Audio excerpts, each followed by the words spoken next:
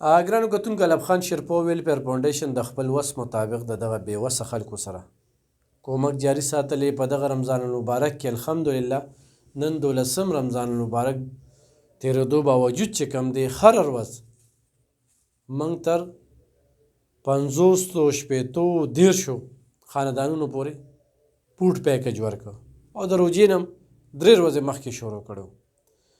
زړه م غواړي چې ډېر څه ورکړو خو چې څونه پورې بجټ وي نو هغه پورې کار کوو. دا زنانه چې کومه ده کونډه ده، د ګټې وټې څوک نشته، یو بچی یې معذوره دی.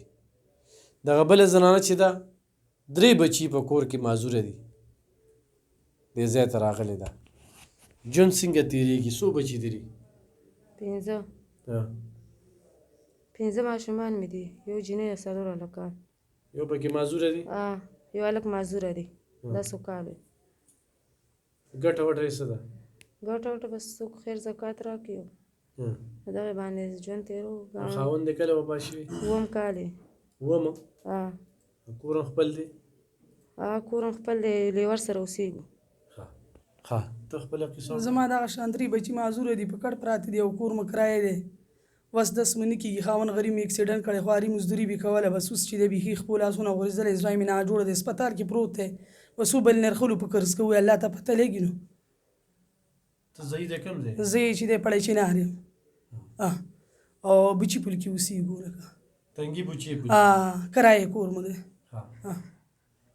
نو ګټه وټه اوس څه ده؟ بس ګټه وټه مو څوک نشته، نو بس الله یې لیاسرې ته ناست وي، نو بس که توره وي که سپوره وي دا خورو.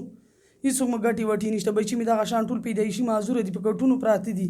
بس الله ته پته لګي. نو روجمات کې څه وي؟ بس په مالت کې هم څوک څه نه لګي. بس که چکنۍ سره مو وخوړه، که چای سره مو وخوړه، که هینګویلې سره مو وخوړه، بس دغه شان پښمني کې توره چای سپوره روټۍ وي دا خورو. نو بس نور هېڅ هم نشته، الله ته پته لګي. نو شته دي. نو بس څوک به چا څه کوي چې موږ څوکونو دلته بیا راتلو؟ ټول خلک خو یو شان نه وي که نه.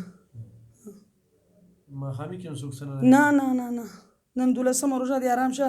که چا په پالیټ کې هم سر لګلي وي، بس خپلو بچو سره ناست وي. نو دا بس په کټ پراته دي؟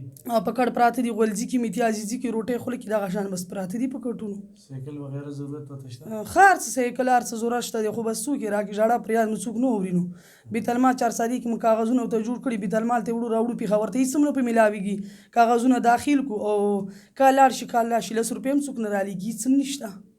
سایکل چېرته میلاو شي نو څه پیدا به شي ورته؟ سایکل هم پیدا دی، خو به د دوی چې پیسې میسې وي که څه میلاو شول. موږ دفتر ته ډېرې منډې رامنډې پېښور ته وکړو. په 4 سادي کې مو ډاکټرونو ته ښیلي، کاغذونه مو ته جوړ کړي دي. بیت المال ډاکټرانو لیدلي، نو چې بیت المال دفتر ته یوسو روجې نه مخکې وایي روجې کې راځي چې بیرینګ ورته وکړو، هېڅ هم نشته دي. موبایل نمبر نشته؟ موبایل نمبر نشته، موبایل مې کور کې نه، موبایل لرم نه. نو بس څه به وکړو؟ ښه ګرانو کتونکو دا 2 زنانه دي. دا یو د تنګي د بوچې پل ده، ضعیف د پاڼه جینار ده. دا زنانه چې کومه ده د شیرپو د علاقې ده، کونډه ده، دواړه ډېر ضرورتمند دي. هغې ته 3 بچي چې کوم دی معذوره دي.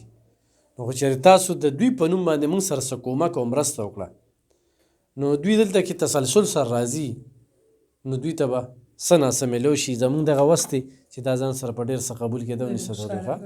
دا ځان سره په ډېر څه قبول کړي او بس خدای دې ستاسو په حال رحم وکړي.